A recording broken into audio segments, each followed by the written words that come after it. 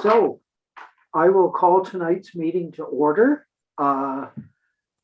We will begin with two public meetings. And we have our usual meeting agenda, but there's no business on the meeting agenda. I will read the notice of collection. Sorry, Mr. Chair, before you move over to the notice of collection, if you don't mind, just a brief introduction to let those watching at home know who is in the meeting this evening. So again, I'm just going to confirm quorum for you, Mr. Chair, and let everyone know that we do have the full committee with us this evening. Joining us from staff are Tim Park, Director, Planning Services, James Barr, Manager, Development Approvals, Chris Wicca, Senior Planner, Tim Fisher, Planner, myself, Elizabeth Fawcett as committee clerk, and Blair Johnson as our host for this evening. We also currently have 5 agents and applicants who are here to support the 2 files this evening, and we currently have 6 members of the public watching from the gallery. Thank you very much. I apologize. I always jump in too quickly. I will now read it, the notice of collection. Personal information collected. I'm sorry, I will let my dog out the patio and then I'll read it out. Get out of here. No bark.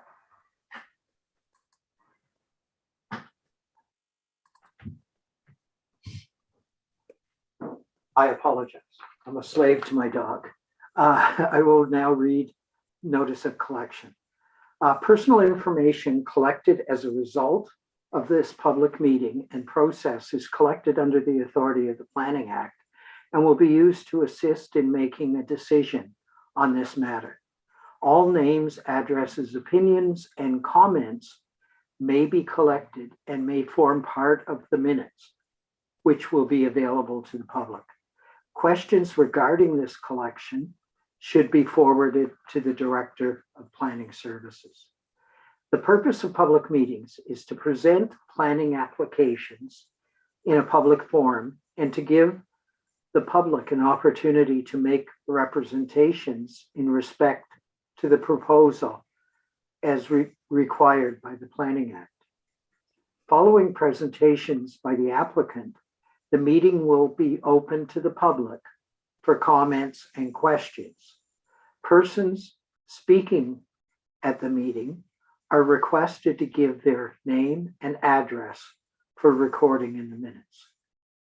Additionally, interested members of the public can email the committee clerk or the assigned planner if they wish to be notified regarding a particular application. No decisions are made by public meetings concerning applications. An exception to this rule is combined reports, which consolidates the public meeting and comprehensive reports.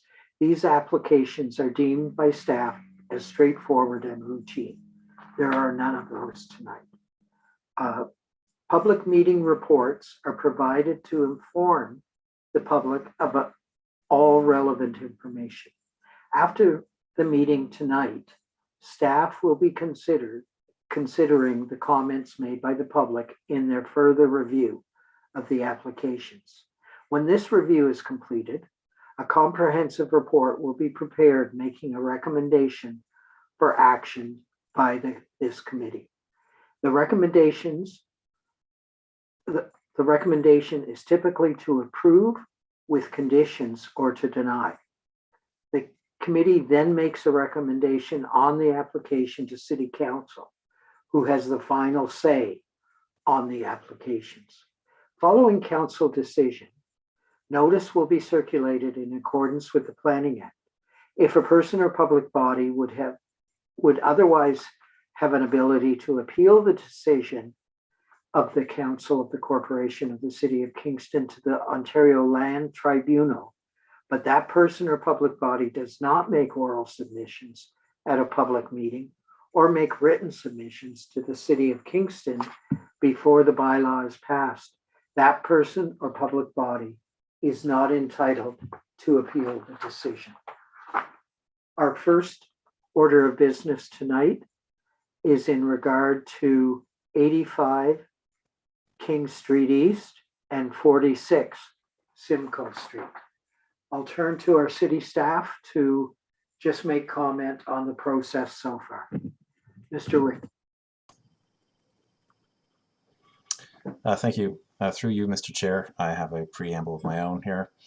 So notice was given in accordance with the Planning Act as detailed in the public meeting report.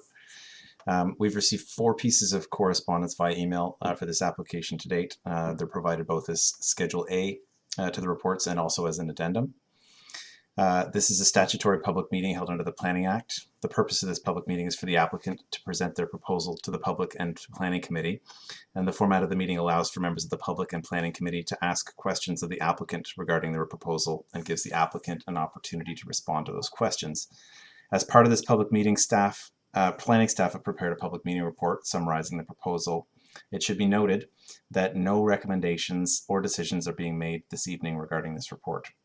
Planning staff are in attendance this evening to record the questions being asked of the applicant or to address technical questions regarding the planning process. The questions asked by the Public and Planning Committee, along with any written submissions, will be addressed by planning staff within a comprehensive report. And after the technical review and assessment of the proposal by the city has been completed, planning staff will bring that comprehensive report with recommendations to Planning Committee at a future date. Thank you. Thank you very much.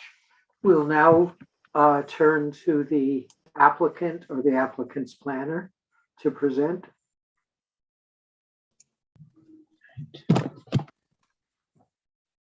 Good evening. Thanks, Elizabeth. So my name is Mark Tao. I'm a registered professional planner with IBI Group and representing the owner, Stephen Sorensen, with respect to the application. The owner is here tonight along with Bruce Downey, who is the project architect as well. So Bruce will be able to help answer questions at the end if there are any. So next slide, please. So the application is for to amend the existing site-specific zoning, which was approved in 2016. The subject property is 2 parcels, actually. One address is 85 King Street and is the large house in the middle of the screen. And then the second property is a parcel associated with the former Carriage house at 46 Simcoe at the bottom of the image.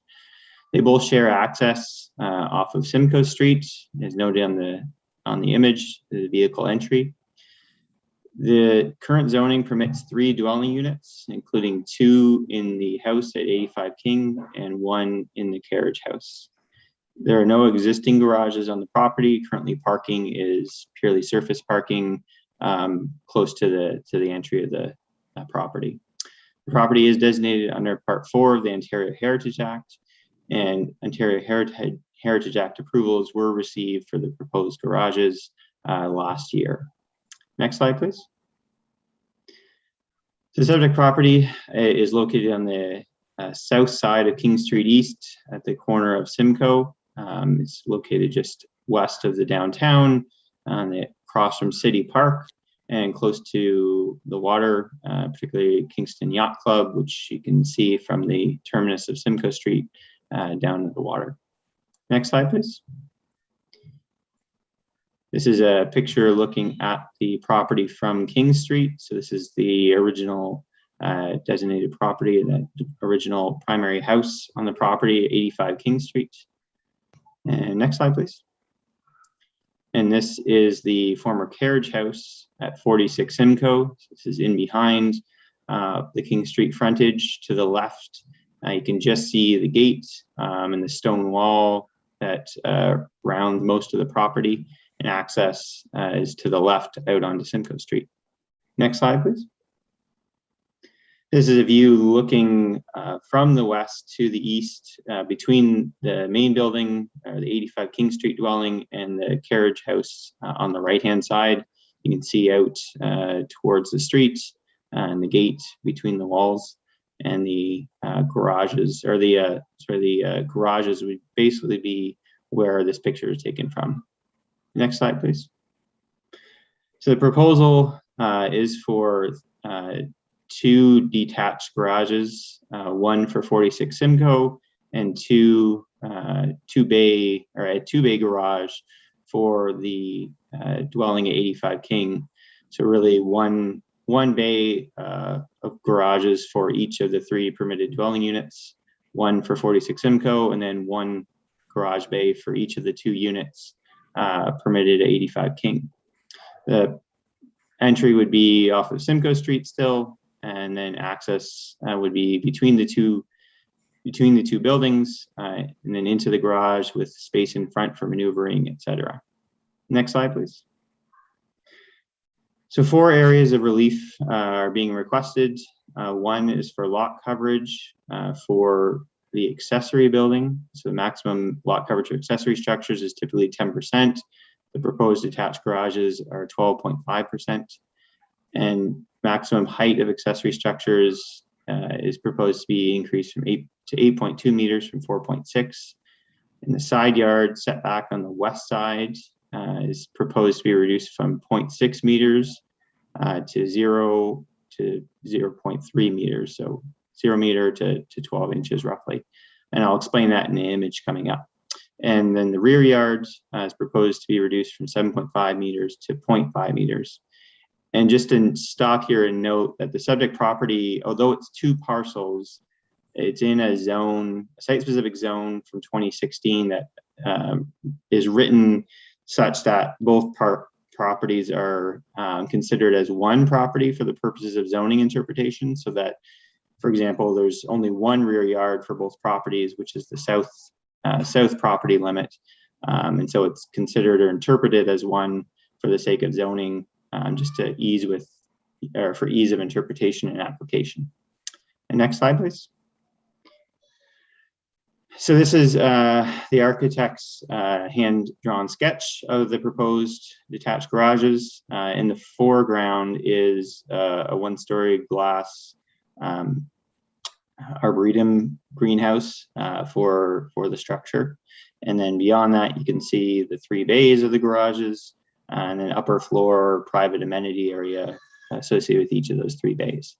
Next slide, please.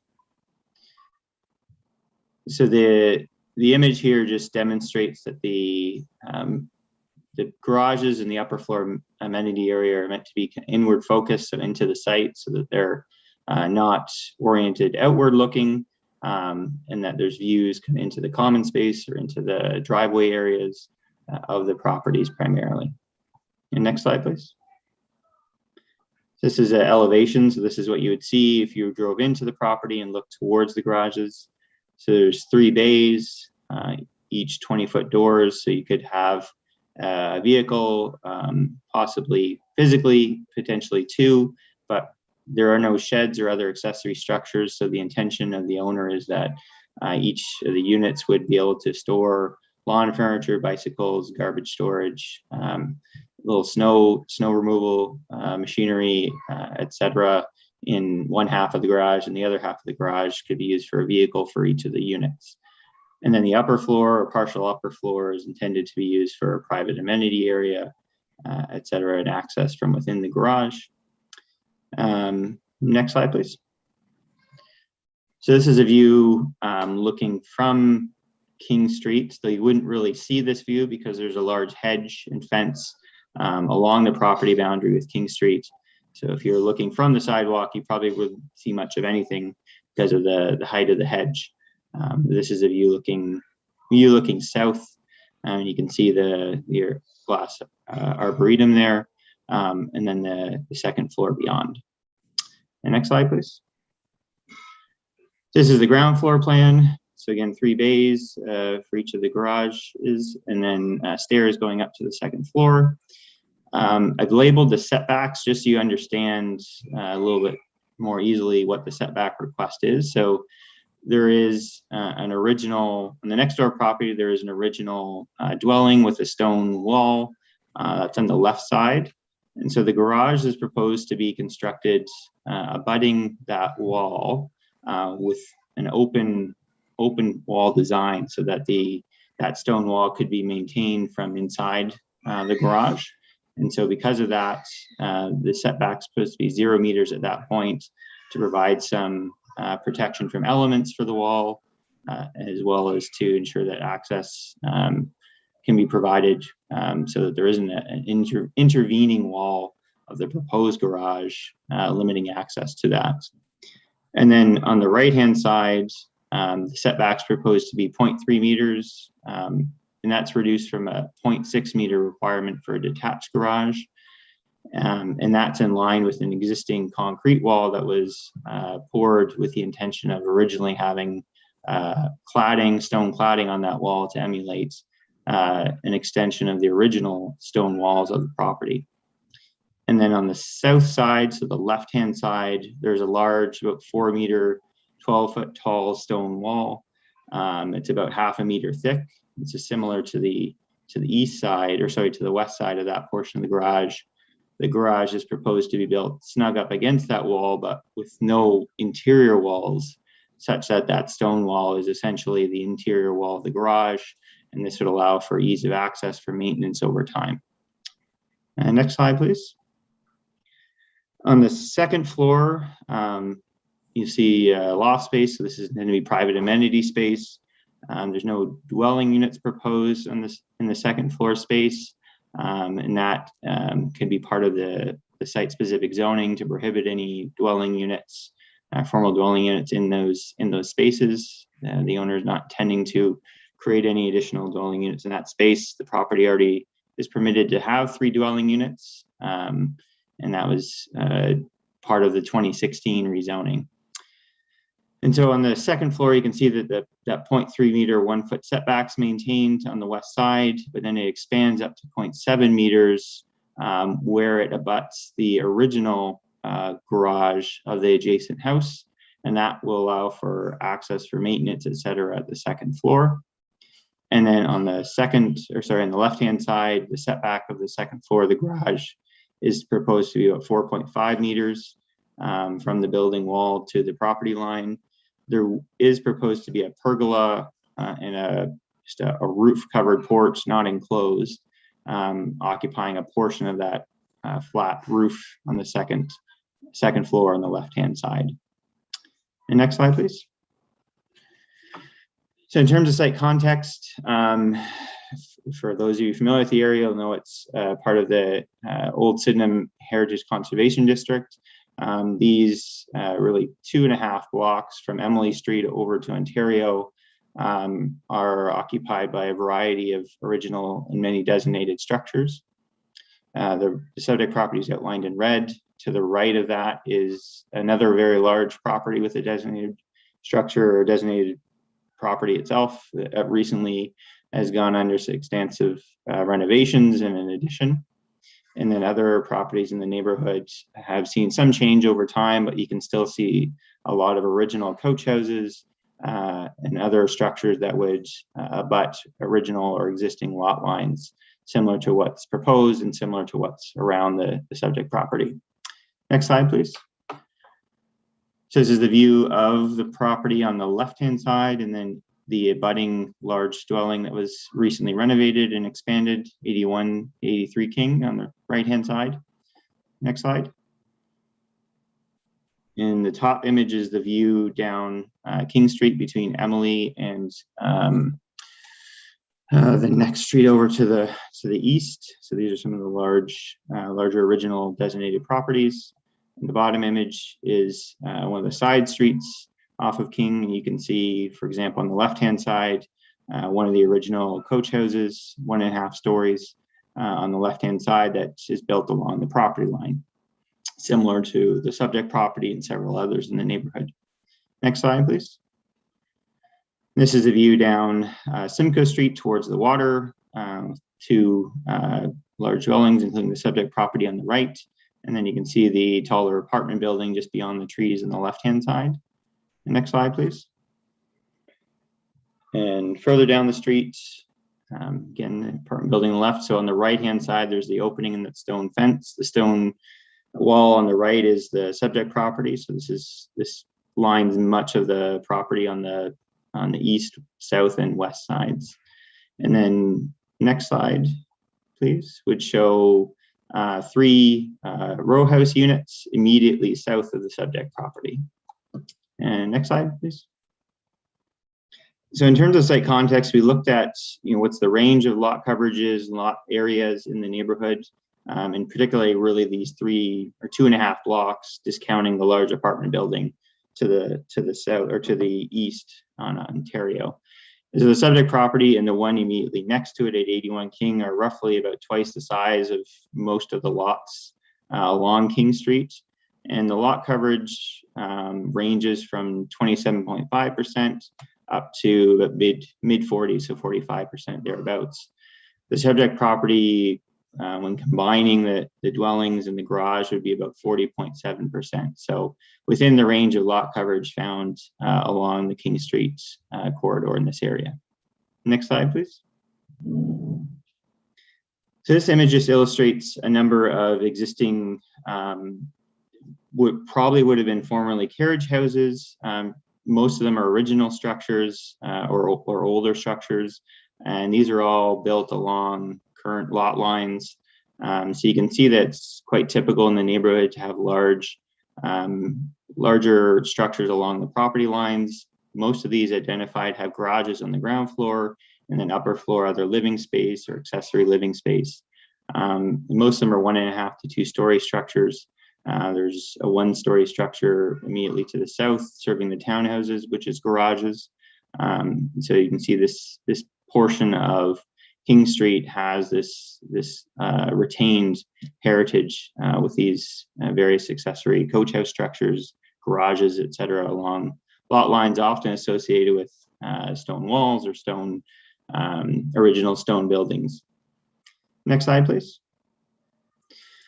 So in terms of the immediate context, I'll just take you through some images of the properties to the west, immediately abutting. So to the west is 81 King Street. So this is if you're standing in the rear yard or the west yard of the subject property, looked west. So this large building or large house was maintained for a number of years and recently changed hands. And the owners, as part of that,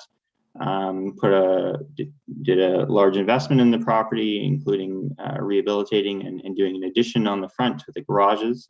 So the next slide, please, would show the larger garage that was constructed over the last couple of years towards the King Street frontage. So this is in the foreground is the yard of the subject property, and then the garage or the garage extension with the 3 large dormers. That's a new addition to the adjacent property in the last couple of years. And next slide, please.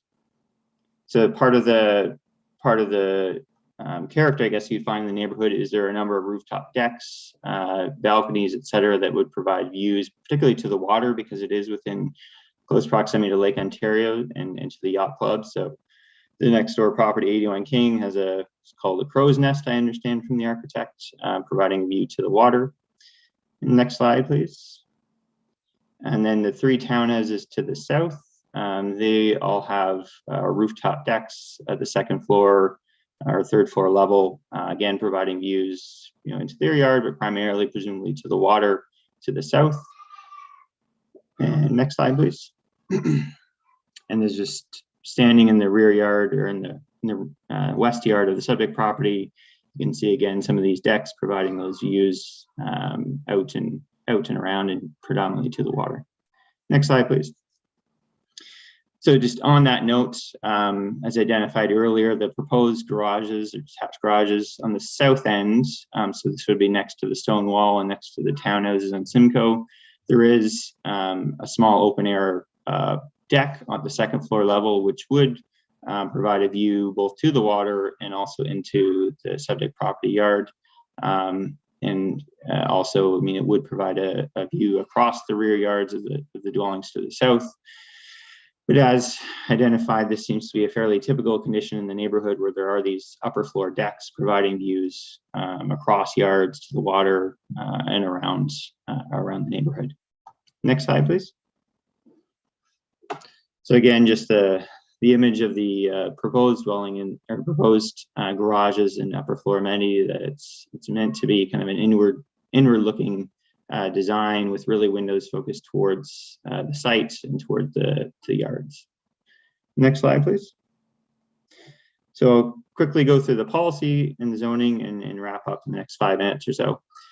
So with respect to the PPS, the detached garages are permitted in terms of being with accessory uses within a residential area.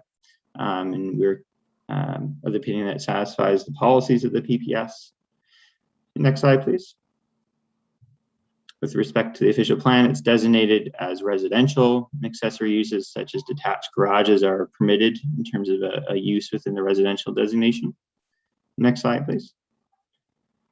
So we do have to consider various policies of the official plan with respect to new structures that are added to existing developed areas. So we looked at things like compatibility.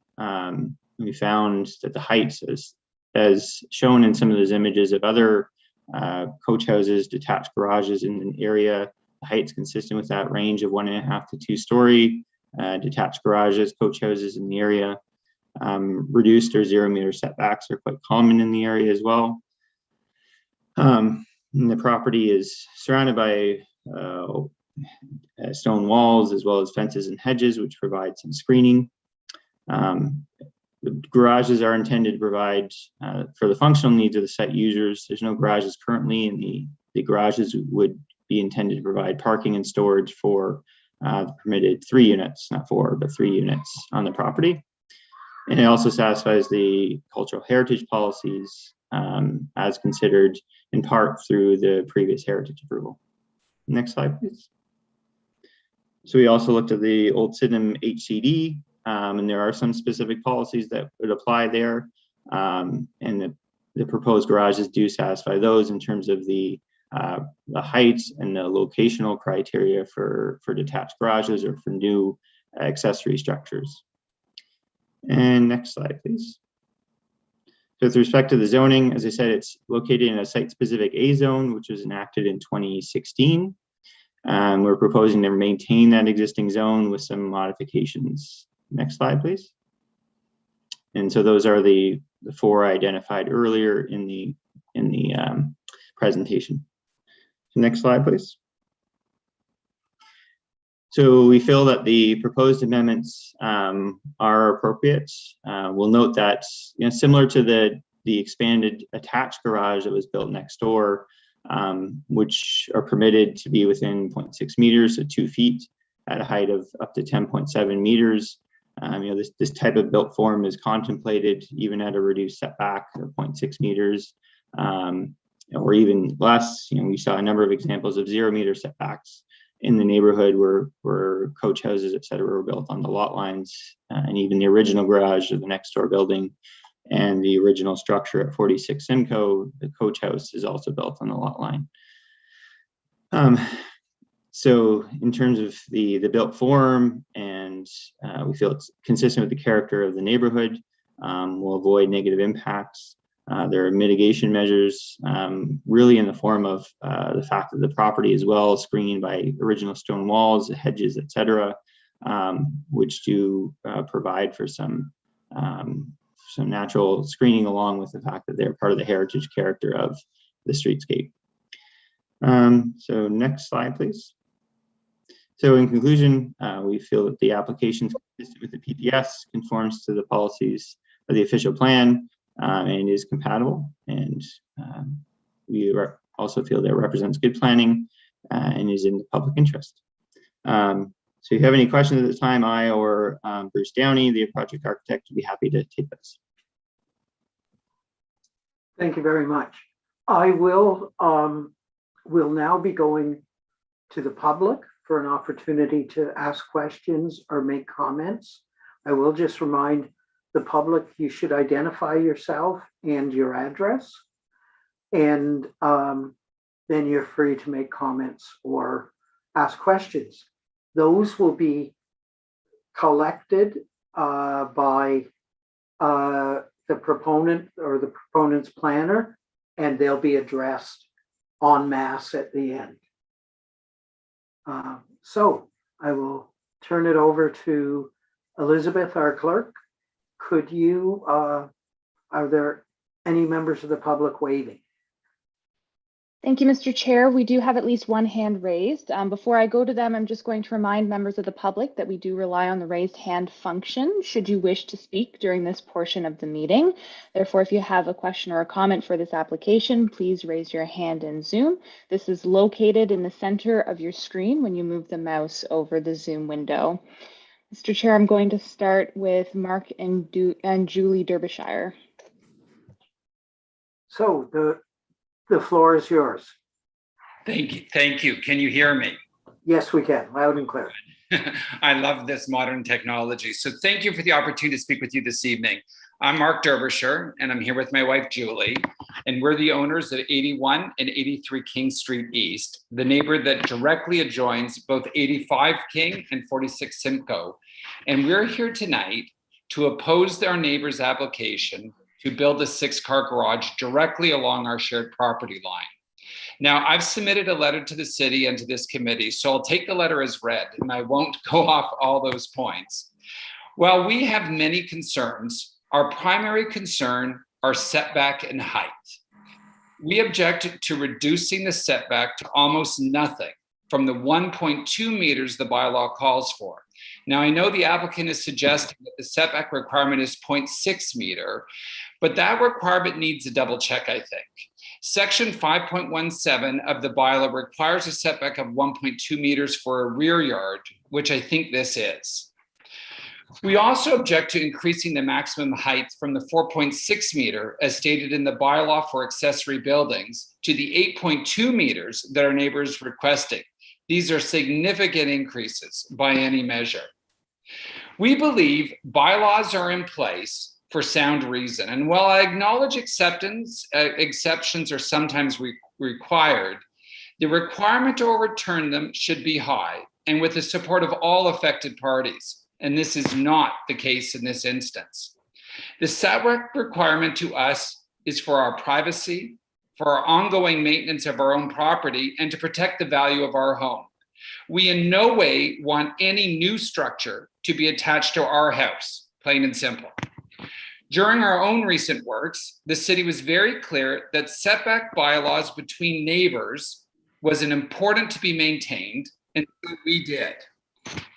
The city said, among other things, that the setback allows for space for building and ongoing maintenance.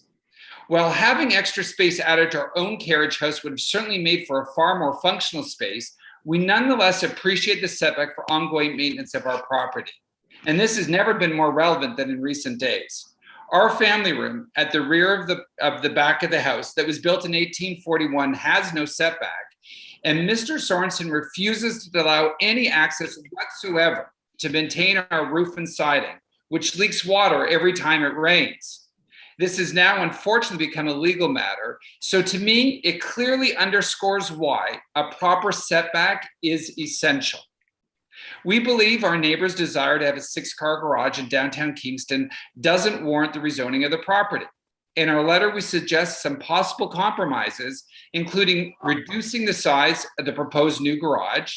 Everything from width to the size of the double doors are huge. Everything is oversized. So resize the proposal to something smaller. This would allow the garage to be shifted over to respect the setback bylaw. As for height, perhaps a pitched roof with some dormers instead of the proposed 8.2 meter straight wall flat roof would be acceptable.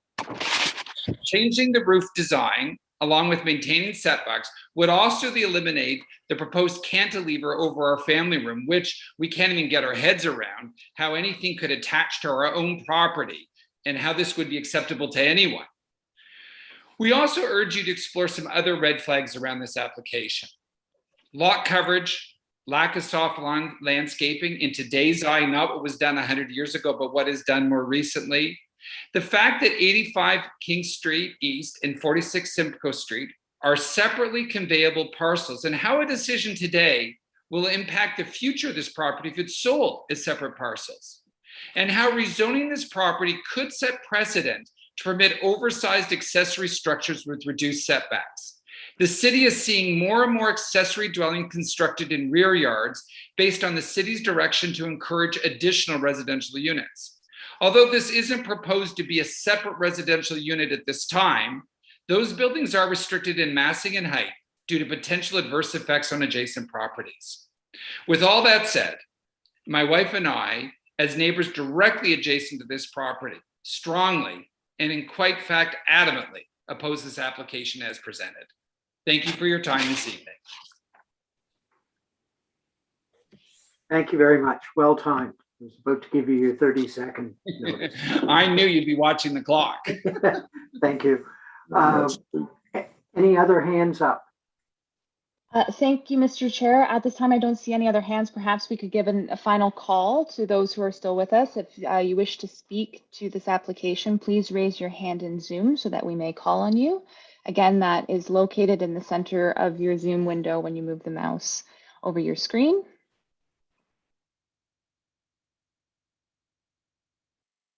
There are no further hands, Mr. Chair. Thank you very much. I will now turn to the proponent or the proponent's planner to comment and reflect on the points raised. So thank you, Mr. Chair, and thank you to Mr. Derbyshire for the comments. We have received a few comments from neighbors, or three comments, including one from Mr. Derbyshire. There's also a comment letter from the neighbor immediately to the south, Mr. and Mrs. Baxter, and the project architect met with the Baxters this morning to review the plans with them and go through them and discuss their concerns. So happy that we've been able to have that conversation with them. With respect to the comments from Mr. Derbyshire, I'll just touch on a few of them. There's obviously some history there in terms of how the properties have been developed. So in terms of the setback, I will confirm that we have verified with staff on 2 occasions that the setback that applies is 0.6 meters, not 1.2 meters. The west side yard is considered a side yard, not a rear yard, and detached garages are permitted to be at 0.6 meters, not 1.2 meters, which is the same as would apply to an attached garage. So in terms of, I guess, a concern about the cantilevering or attaching of things to the dwelling, so nothing is proposed to be attached to the dwelling. These will be standalone structures that don't rely on attachment to the subject or the adjacent properties building, for example. So they will be entirely standalone, self-sufficient. They will also not cantilever. I wasn't quite understanding what the concern was there. There's no cantilevering proposed in terms of over property boundaries, etc. In terms of adjustments requests that are significant, I think there are 4 changes proposed, and I think it just is part of the process of dealing with development, and every lot, each lot has its own unique characteristics. The development at 81 and 83 King itself took 7 variances that were approved a couple of years ago. So, 7 variances were approved there to make adjustments. We are seeking some changes here to make adjustments as well. So I think it's just kind of part and parcel of some of the infill and redevelopment that happens, that there are some adjustments needed due to the uniqueness of each lot.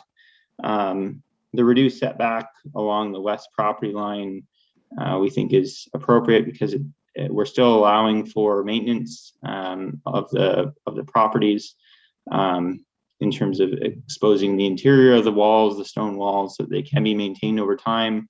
I would say it's probably arguably easier to work within a whole garage space to that stone wall than to have to shimmy between, a 2-foot setback between 2 buildings and try to maneuver with tools and materials and everything else. So I think this is actually a rather elegant solution to that maintenance over time. And Bruce Downey, who's here, can also speak to that as well. With respect to the lot coverage, as was shown, we're well within the range of lot coverages found in the area. So in terms of the character of the area, the proposed lot coverage is very much consistent with what you would find on the 2.5 blocks along the stretch of King Street. In terms of lack of landscaped open space, we actually exceed the minimum 30% landscaped open space required for the zone. So I think that is well provided for as well.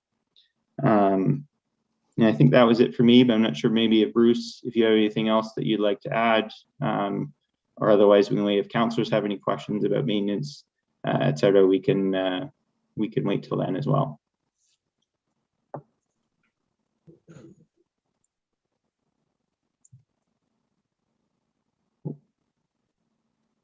I think the chair is muted. Maybe. Yeah.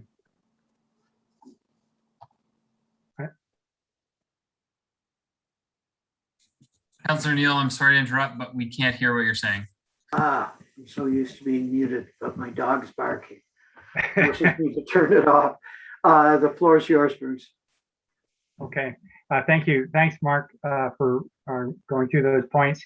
The one point about the bylaws stated and the size of the garages and the height that we're asking for, the carriage house is proposed, or that garage was proposed, is very similar in massing to the existing carriage house that's on the property, which is similar to the variety of carriage houses that were demonstrated in Mark's presentation.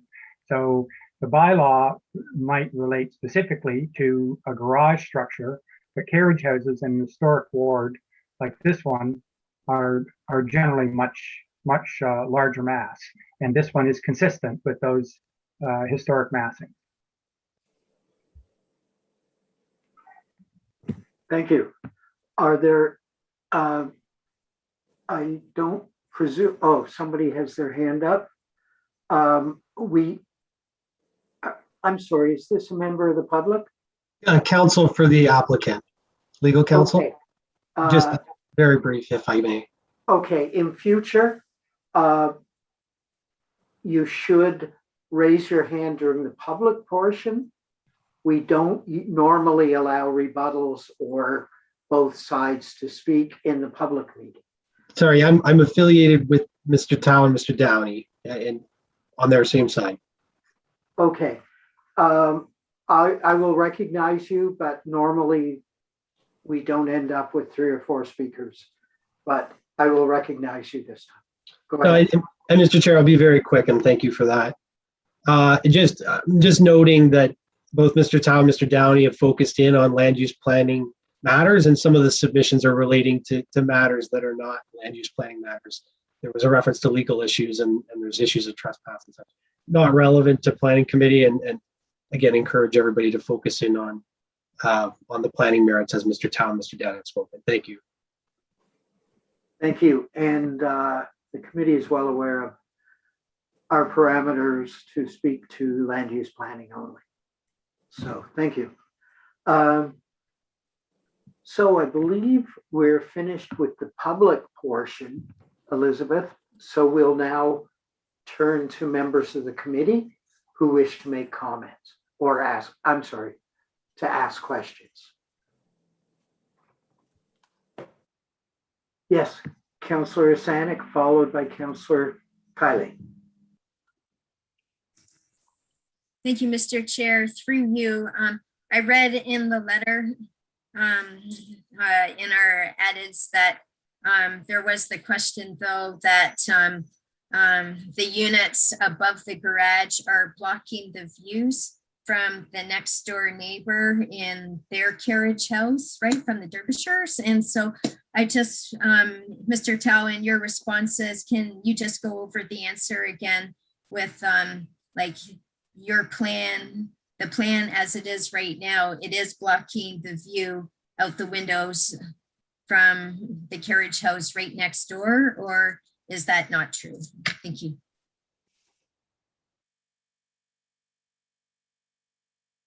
Thank you, through you, Mr. Chair. I'm not sure if it's helpful to bring up an image on the plans, but that the proposed garages are at a height that they would block, I guess, a view from the windows of 81 King into the yard, the private amenity yard of the owner. So that being said, even if they met the setback at 0.2 or at 0.6 meters, the view would still be blocked. For example, if this were an attached garage, then the height could actually be 10.7 meters at 0.6 meters. So I think the point is that the bylaw is not written to protect the view of a neighbor from their house to be able to view into the rear yard of their neighbor.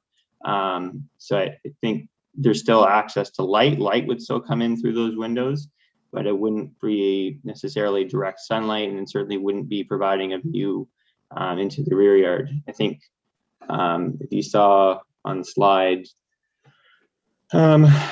just see here, if you can pull the slide up, slide 24, you can see there are 3 large dormers that would look out, and so those will still be exposed in terms of providing access to light into those windows.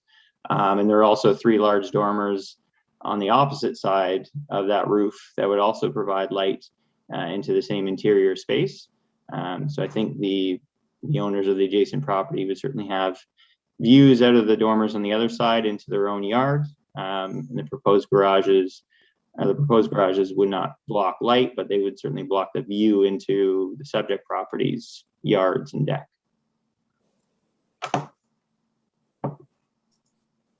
Thank you.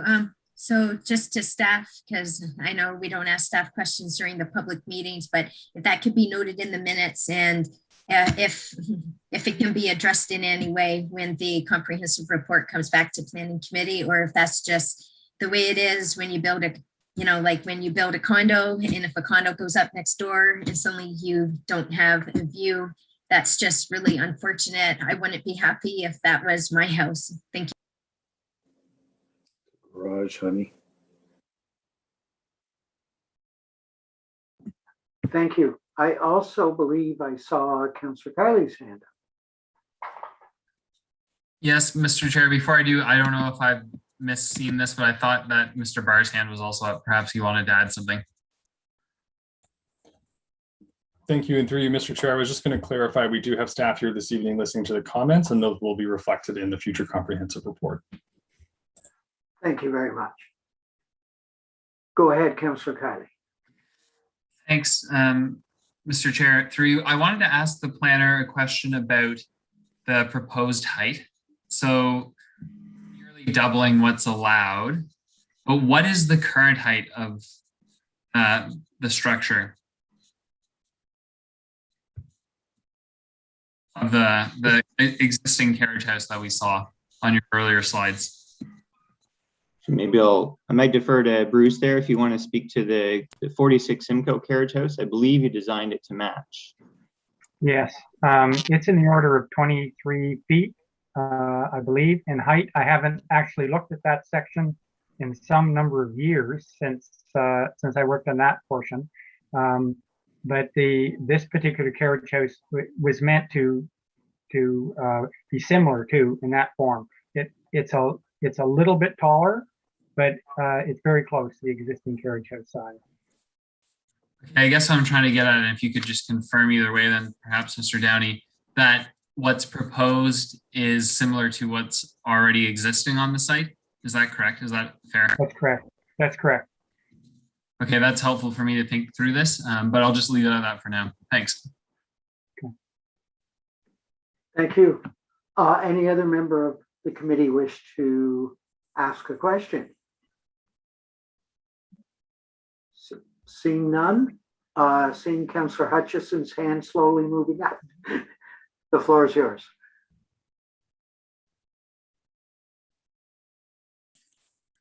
Thank you, Mr. Chair. Yeah, we can hear you. Oh, thank you. Thank you. Sorry, it says internet connection unstable. Okay. Yes, I raised my left hand. I'm usually right. And so my question has to do with the height. It follows on what Councillor Kiley was talking about, because it seems to me that the allowed maximum building height, I thought I wrote it down, I think it's 4.2, and this is going to be over 8. So is the argument the same argument that you're comparing not the zoning bylaw, but the compatibility relative to other accessory buildings in the immediate neighborhood?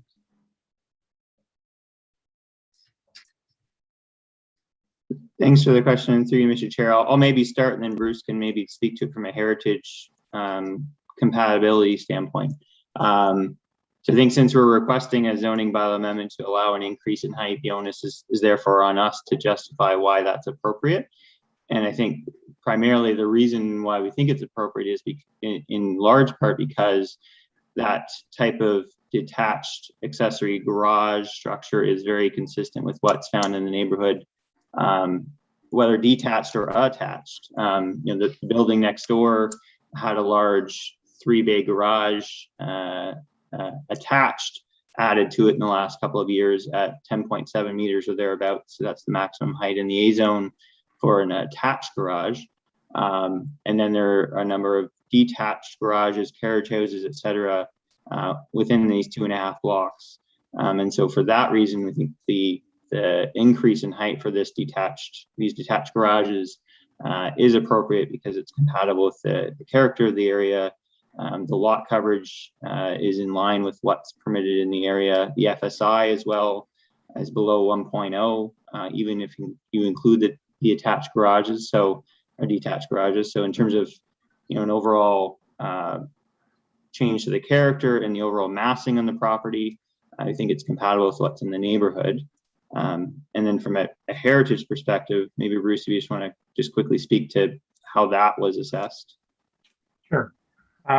In looking at the massing of this particular outbuilding for this property, generally outbuildings for properties such as this one, historic properties in Sydney Mowed, have historically have a rather large mass, and that's generally because stables were kept below and feed and hay was stored above it.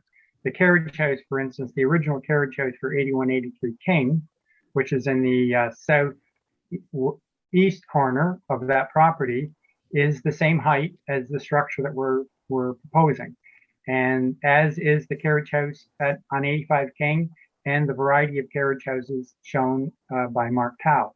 Now that's generally very similar on properties of this scale. This is a massive building, and other accessory buildings balance that massing, and that's why they have this height. I can understand and appreciate why a bylaw that is dealing with outbuildings is primarily dealing with garages that would have a more modern use than an historic use, so they're of a lower profile or a lower massing. But we were looking to maintain a general aesthetic, historic aesthetic to this property with the massing being presented. And we raised the carriage house up to match the existing carriage house. Right. Okay. I'm going to ask the same question in a slightly different way. The comparison has been made to accessory buildings in the neighborhood, and that block by block configuration. What about, how does it compare to the immediate neighbors? It seems to be the issue, one of the issues. The carriage house that, oh, sorry, apologize. May I answer that? Sorry, yeah, through you, Bruce. Yeah, you know the property very well. So the floor is yours, Bruce. Yeah, the carriage house on 85 King has less height than a carriage house on 8183 King, significantly less actually, but it's close to the historic portion of that carriage house, and it's even a little lower than that. So we're similar to the historic carriage houses on the immediate adjacent property, which has a new garage or extended attached garage carriage house that is taller than the one we propose. Does that answer your question, Councillor? Yeah, yes, I believe it does. So I have another question. Is there any zoning conditions that would prevent the owner over time from converting the proposed amenity space which is for a gym or something like that, amenity space into residential purposes? I'm saying this because in other parts of the city, we see proposals and then the next thing you know, we see something else 2 or 3 years later. Through you, Mr. I'll take that one. And then, so there's currently the zoning bylaw only permits 3 dwelling units. And in a, because it's a site specific zone, the way it's written, I believe it wouldn't be one of the properties that's eligible for an automatic as of right secondary unit, for example. But I think that's something that could be written into those site specific zoning or added because that's certainly not the owner's intent as part of this. So I think that's probably the short answer there. If need be, it can be stipulated that it's not permitted. Right, okay. So I'm not saying I'm for or against that type of conversion, but I think it should be noted by staff and considered. So thanks very much. Thank you. Thank you. Any member of the committee that hasn't spoken yet? Seeing none, would you take the chair? I do, and I recognize you. Thank you very much. I have a quick question. Is there any potential overlook issues with the proposed, given the proposed height? And that overlook would be with the carriage house adjoining the property.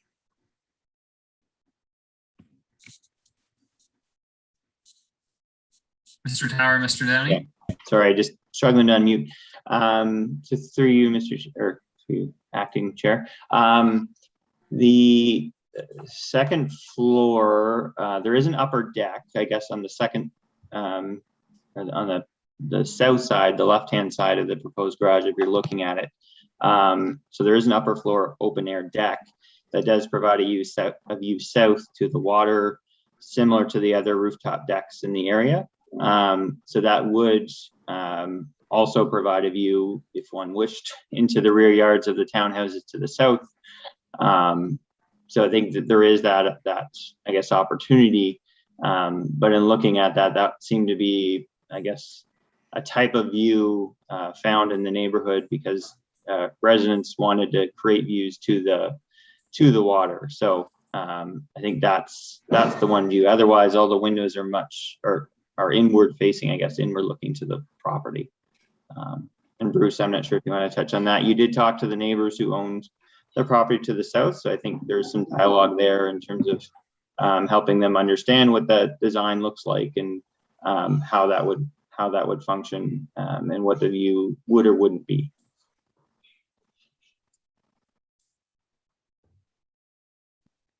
Okay, I'm back. Yes, I did speak with the neighbors to the south, and that discussion can continue. They know that they have a series of balconies and upper decks that look down into their property. They're aware of that, and they did share and express concern about what potential this might have. In looking at it, though, the deck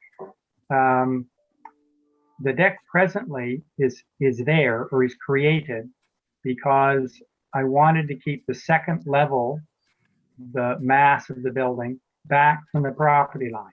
So it didn't have a window directly or close to that property line. Now that offered the opportunity for a deck. That is true. The windows from the interior are set well back from the property line with really no opportunity of overlook, and the railing will itself, simply because of the 0.5 meter thick stone wall and the space that we'll need to keep between the roof deck and the stone wall for maintenance, will automatically be 2 to 3 feet back from the property line, which is the south side of the stone wall, so that it doesn't offer the opportunity for someone to lean right over and look into that property. I appreciate that response. I will look to our staff to make sure that we cover that issue in the comprehensive report about potential overlook. So I believe Councillor Hill has his hand up. You can have the chair back. Thank you.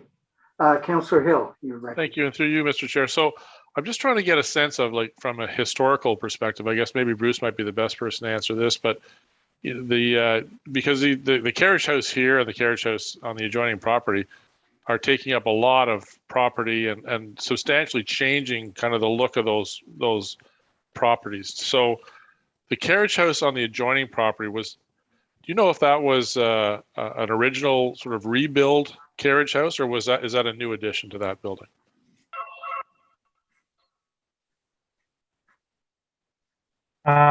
The carriage house, the carriage house on the property at 8183 King was part of this historic construction, which we saw on old maps, so it is original.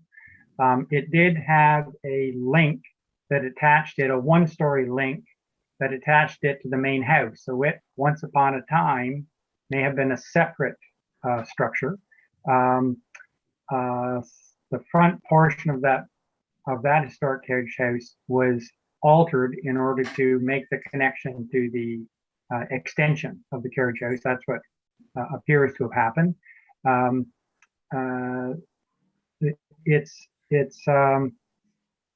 I would say that the side that faces 85 King is probably some of the remaining original fabric and elevation of that site. The roof has changed, and the south elevation has altered, and the north elevation has been added to, and the west elevation has altered. But the carriage house is still very much evident from 85 King side, and will remain so. I don't know, does that answer your question? Well, yeah, it does. I mean, it's just like, this is a fairly dramatic change to a pretty important couple of historical properties in our area, and it just seems, timing wise, just seems a little off to me. So I mean, I know that's not a land use issue. I mean, but it does kind of put me in mind of San Gimignano, or however you say that in Italy, Bruce. And I know you probably know what I'm talking about. So just seems a little bit odd to me. So anyway, that's enough. Thank you. Through you, Mr. Oh, yeah, sorry. Go ahead, Mr. Just to quickly supplement that, just to help maybe answer Councillor Hill's question of what's old versus what's new. If you look at slide 23 and then slide 24 of the presentation of the slide deck, you can see the new part of the garage or coach house, if you will, on the adjacent property. So you can see there just fairly clearly what the difference was. Thank you. There's one very short question I neglected to ask. If you could take the chair, Councillor. And you can go for it. Thank you. I know that there was some questions or comments, both by letter and about the whole issue of losing a view. And I'd like staff to correct me if I'm wrong, but being a survivor of the great Block D debates of the 90s, it's my understanding that other than shade and overlook, that losing a view outside of your property is not a land use planning issue. Am I wrong in that? Who from staff would like to take that? Mr. Barr, Mr. Wood? Thank you. And through you, Mr. Chair, that is a common question that is received, I think, both at a municipal level and at the provincial level when matters end up before the tribunal. And the tribunal has constantly ruled that no one has a right to a view from their dwelling unit, often in instances where a new development goes up in front of them on lands they do not own. Some of the only protected views are those related to heritage matters or those identified in an official plan, but a person's right to a view from their property over an adjacent property has not been upheld by the tribunal. I appreciate that. That was my understanding. So thank you very much. The chair is yours. Thank you. Seeing no further hands up, I will declare this portion of this public meeting completed. And we'll move on to our next public meeting and to another chair. I need to declare a conflict on the Mowed Avenue property, as my daughter and her family own a property only 3 or 4 doors down. So Councillor Kiley is going to take over the chair on this. And since there's no actionable items, I'll let him skate through the regular agenda, and we'll go back to watching my ball game. Thank you. Have a good night. Thanks, Councillor Neal. Thank you. So this is another public meeting, meaning we're not making a decision on this file, just to be very clear from the beginning, but are providing the opportunity for folks to have questions answered and to hear directly from the proponent tonight. And the addresses before are, just pulling this up to make sure I get it exactly right, 237 Mowed Avenue and 6 Herbert Street. And to start, we'll hear from the proponent's planner. So I can turn that over to who's here tonight. Sorry, Mr. Vice Chair. I'm just going to jump in quick here and let you know that Mr. Fisher is the staff planner on this file, and he's just going to do a brief introduction for you. Fair enough. Yes. Okay, Mr. Fisher, my apologies. Yes, hello. So notice was given in accordance with the Planning Act as detailed in the public meeting report. We have received correspondence from Liz Shield, Leah DePau, and Graydon Doolittle via email, which were provided after the preparation of the the public meeting report. Each of the correspondence was provided to the committee clerk and distributed to the members of planning committee. A copy of each letter was also provided to the owner and their agent. 2 additional pieces of correspondence from Gail McTagg and Siobhan Brookhoven were received after 2 p.m. After the cutoff date or cutoff time for correspondence for tonight's public meeting. Their concerns will be captured by staff and included in the comprehensive report. This is a statutory public meeting held under the Planning Act. The purpose of this public meeting is for the applicant to present their proposal to the public and planning committee.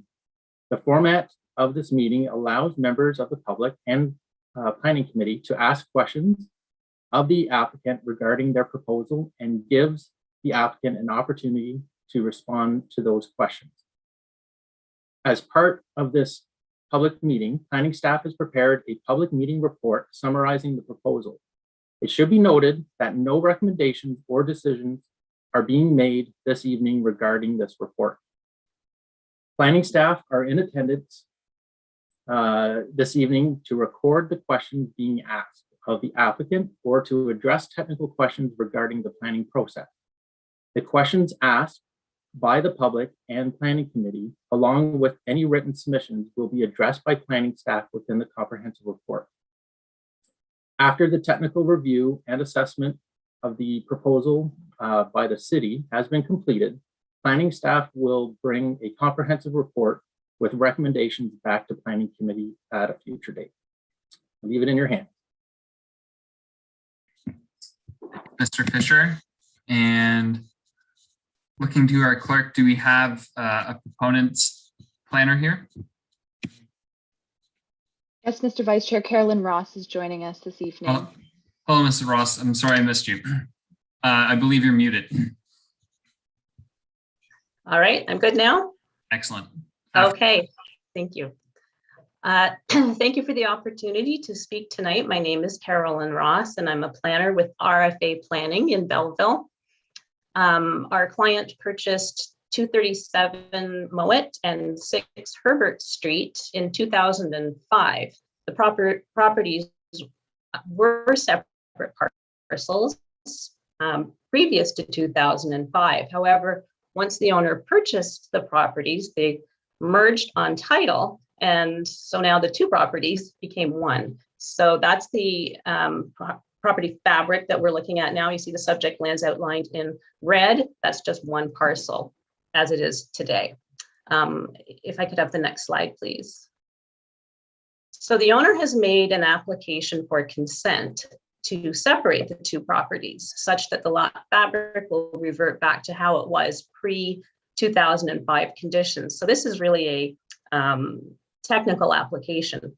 The rezoning application will facilitate the consent application. And because we're now applying to sever the land, we have to bring the properties into conformity with the current zoning bylaw. And that's why we have the rezoning application before the city tonight. It's important to note that no new development is proposed on either the severed or the retained parcel. The existing 8 units at 237 Mowed Avenue have existed for many decades, at least since the 1960s and before, and have legal non-conforming status. 6 Herbert Street has a steel shed on it currently and is otherwise vacant. Next slide, please.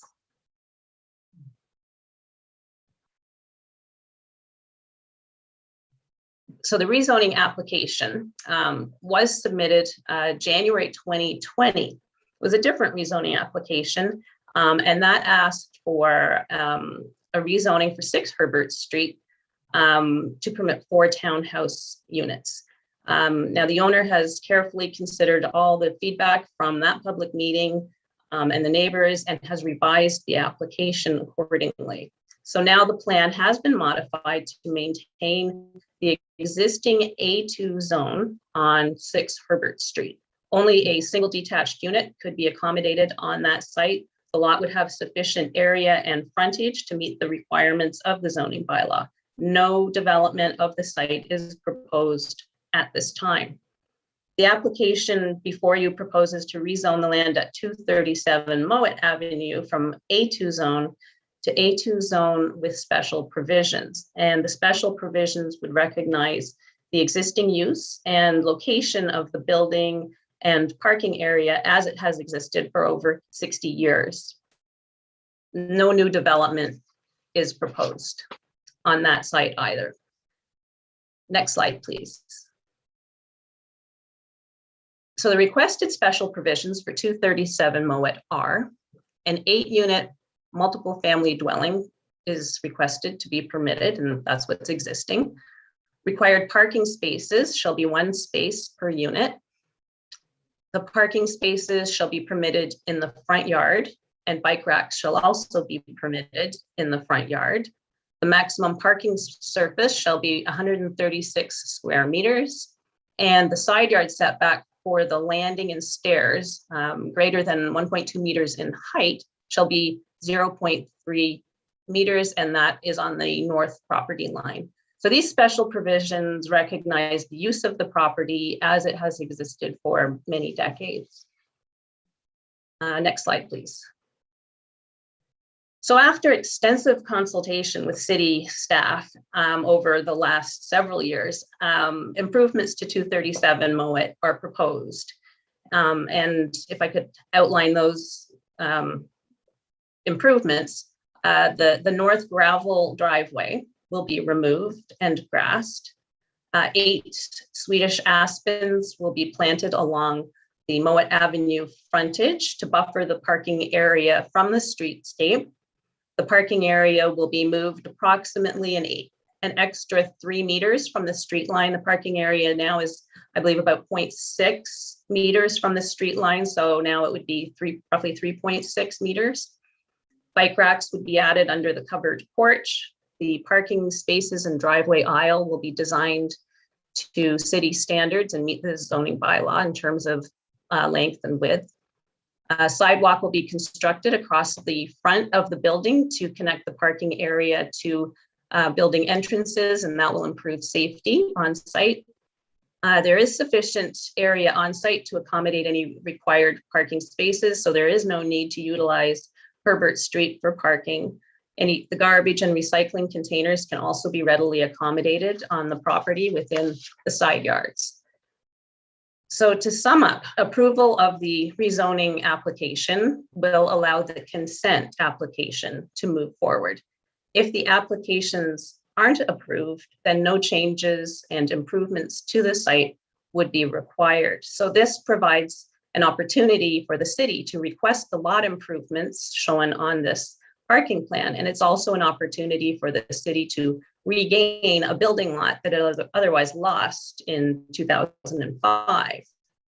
The rezoning is consistent with the provincial policy statement and the City of Kingston official plan with respect to intensification in the settlement area, location criteria, and land use compatibility. Thank you, and I'd be happy to answer any questions. Thank you so much. And it might be a record for brevity, so we appreciate that. Thank you very much. And I'll look to staff if there's any other technical comment before we go to members of the public for question. Thank you, Mr. Chair. There are none. Thank you. So as I said, we'll have an opportunity to hear from members of the public. I also wanted to take a moment to recognize that the district councillor, Councillor Doherty, is here. It's an excellent opportunity for her to hear from a resident. So glad that she's here. Madam Clerk, do we have any members of the public who wish to speak? Thank you, Mr. Vice Chair. At this time, we do still have 6 members of the public in the meeting with us, and we do have at least one hand raised. Before going to that member of the public, I just wanted to remind those who are still with us, if you wish to speak at this time to this application, we ask that you please raise your hand in Zoom. Again, that's located in the center of your screen when you move your mouse over the window. First to speak, Mr. Vice Chair, is Siobhan Broekhoven. Perfect. After you. Oh, okay. Hello. My name's Siobhan, and I live on 7 Herbert. I'm the only person on that street because the street is actually quite narrow, more of a lane actually. And I was just wondering a couple of things. One is the last time we did this, which was 2020, there was an awful lot of letters of complaint which seem to have disappeared from the application, and even the list of complainants doesn't even have half the people that objected.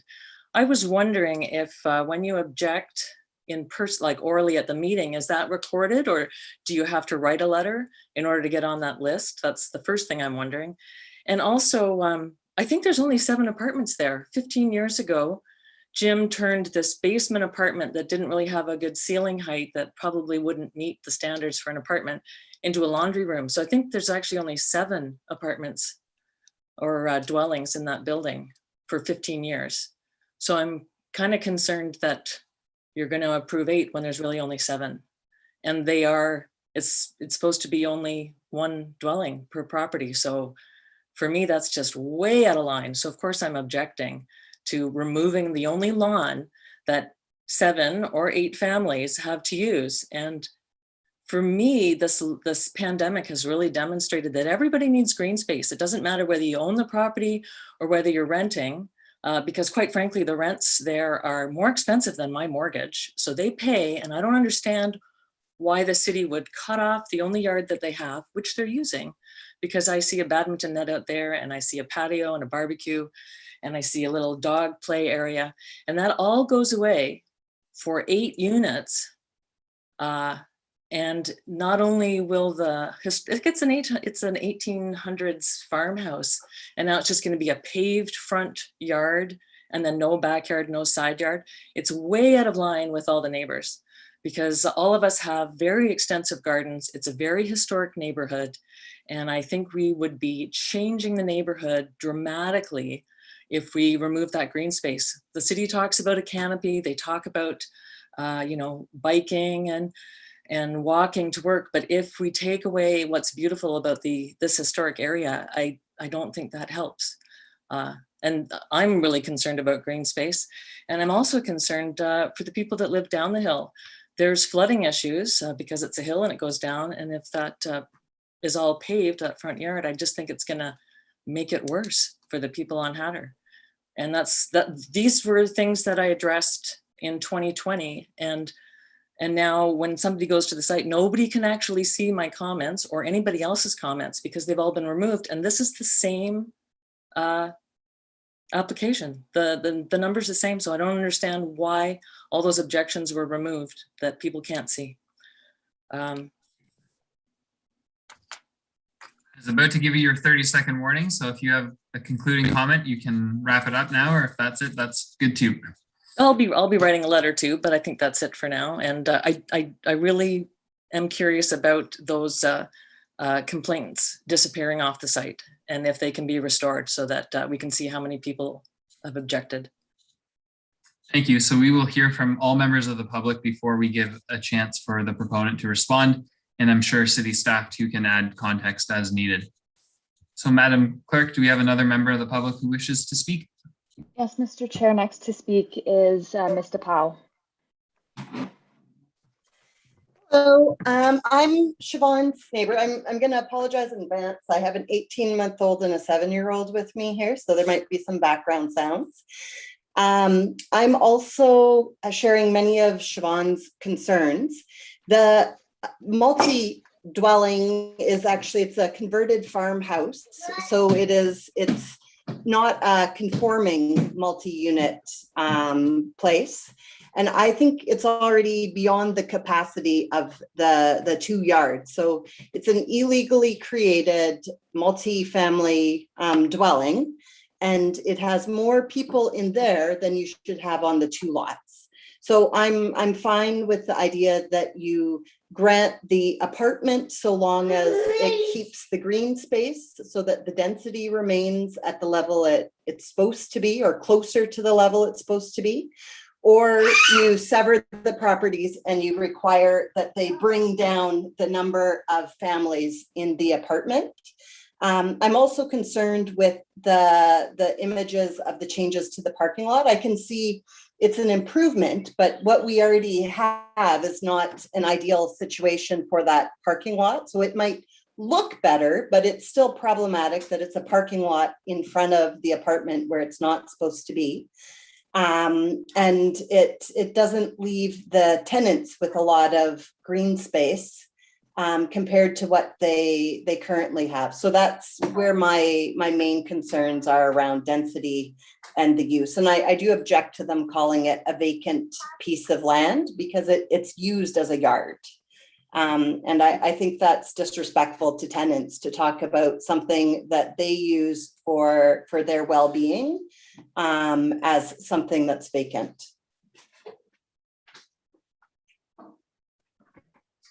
Thank you, That's Ms. it. Fogg. Thank you. Mr. Vice Chair, next to speak is Liz Shell. Please do.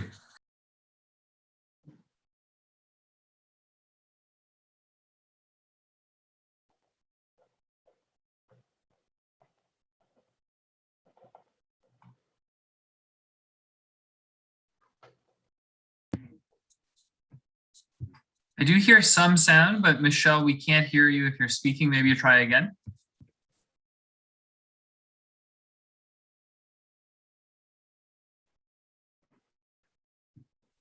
Is that better now? Perfect, yes. Okay, clear. Must have been, oh, okay. I thought the clerk unmuted me. Okay. I have written a letter the last time the application came, and I still have the same objection. The major one is the parking. This house was grandfathered in. It was converted, and during a period of time, the provincial government allowed grandfathering of any apartment building that had been built. They were all really illegal. They didn't get any zoning permission, but grandfathered them.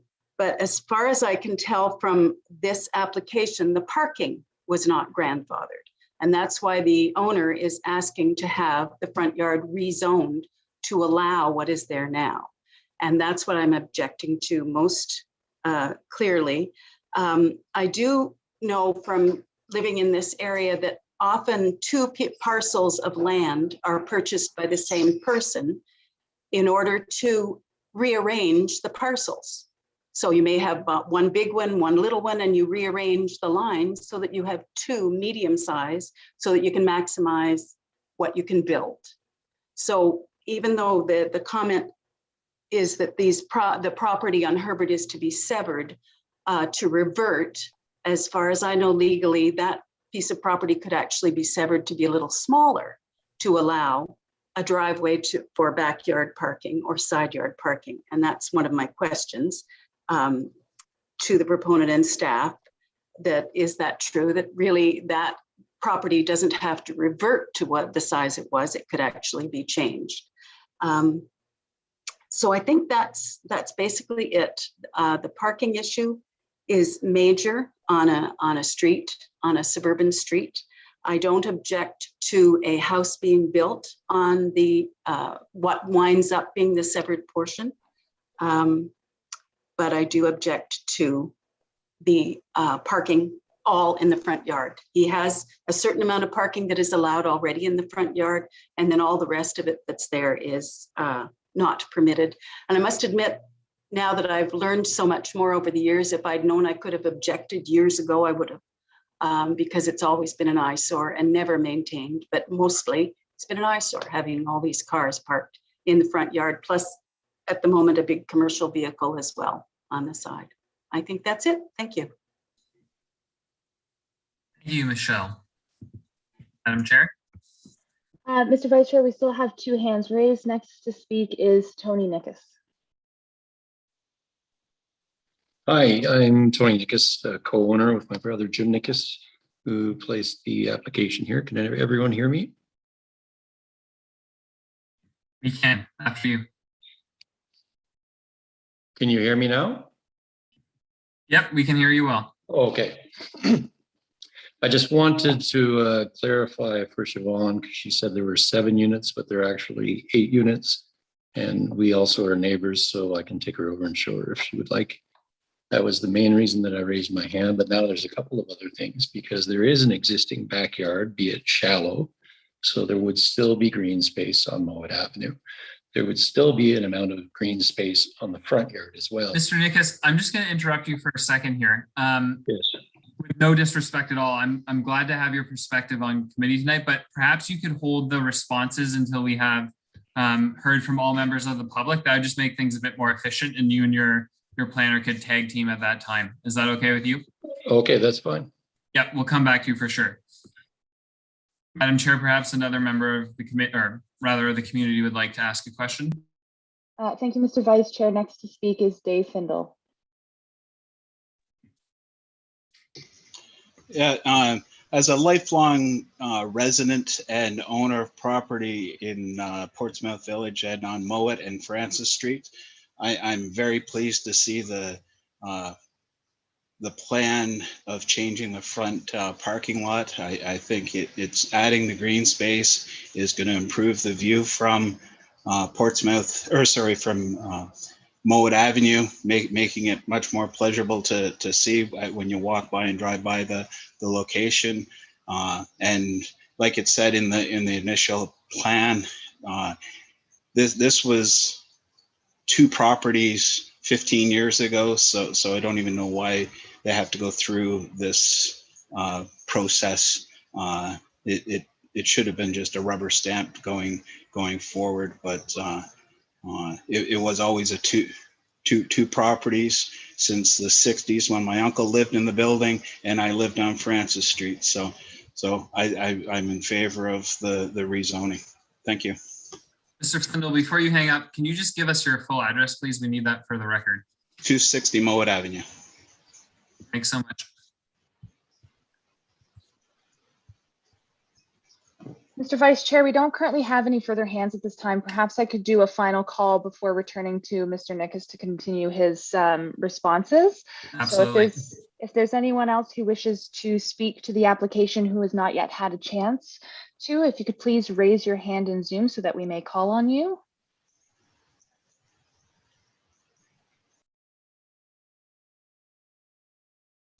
And Mr. Chair, there's no further hands. Perfect. Thank you, Madam Clerk. So Mr. Nickus, yes, back to you and your planner, and you can feel free to respond to any of the comments made tonight. And we'll also turn it to city staff when you're done for some questions that I think relate directly to city processes around posting of concerns and such. But over to you, Mr. Nickus.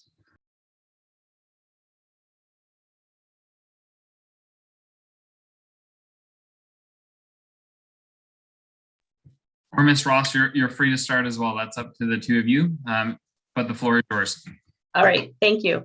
One of the concerns was potential for floodings and some stormwater accumulation if the parking lot was to be paved.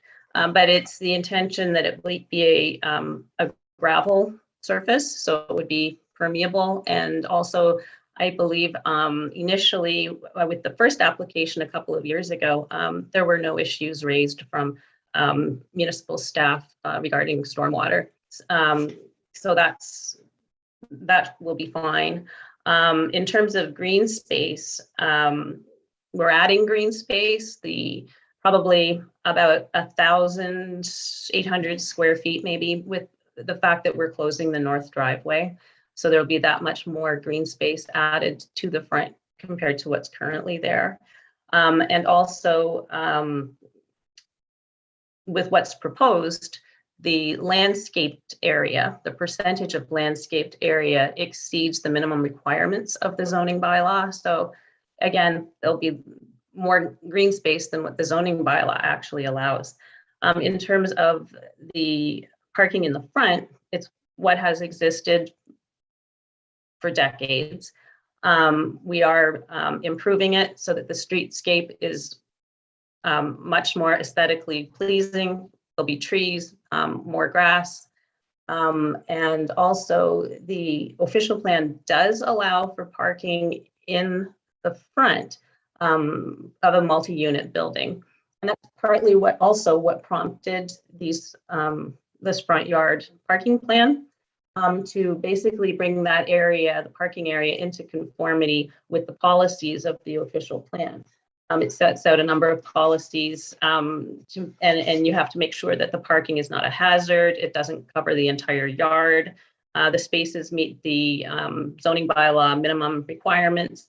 There's clear separation between the parking area and the street.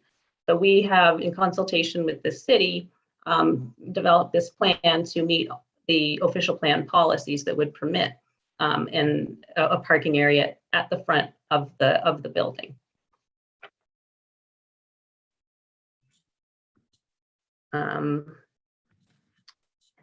And I saw Siobhan when she spoke. My internet connection was cutting out substantially. I probably missed about half of what she said, unfortunately.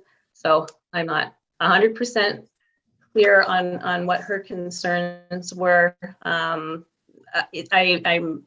would note that the lot exceeds the minimum requirements for a single detached dwelling in terms on Herbert Street in terms of frontage and area. So it can easily accommodate a single detached dwelling.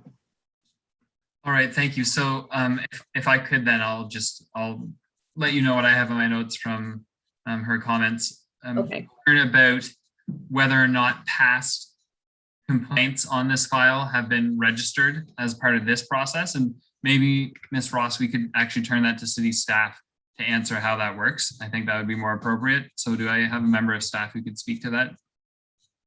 Mr. Fisher? Yes, through you, Mr. Chair. So the initial comments that were received during the 2020 public meeting were actually part of the original public meeting report. They are available on Dash still, so they are viewable as well as the public meeting report at that time. And I'd like to just verify that planning staff is actually going to be considering all comments from the original 2020 submission and also during this public meeting in our comprehensive report as well. All right, thank you. That is reassuring. So what we'll do now is hand it over to committee, and committee, feel free to ask any questions. And unlike the public portion where we gather all the comments and then the proponent responds, Ms. Ross will have committees ask questions and you can respond in real time to their inquiries. Do I Thank see you. councilors who would like to jump in here?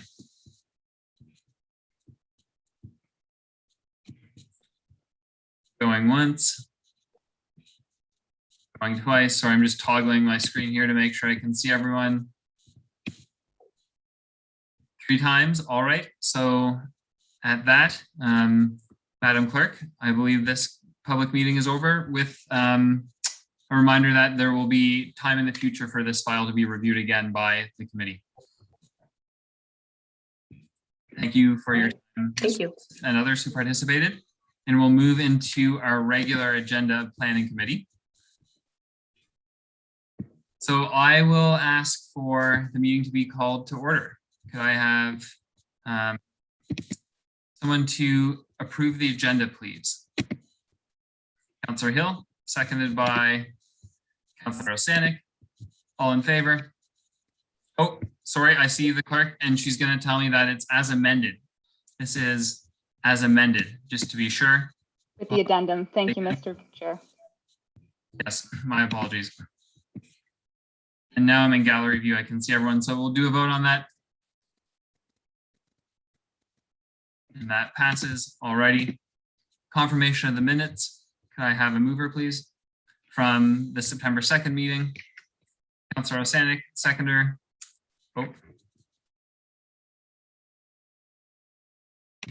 Councillor Osanik.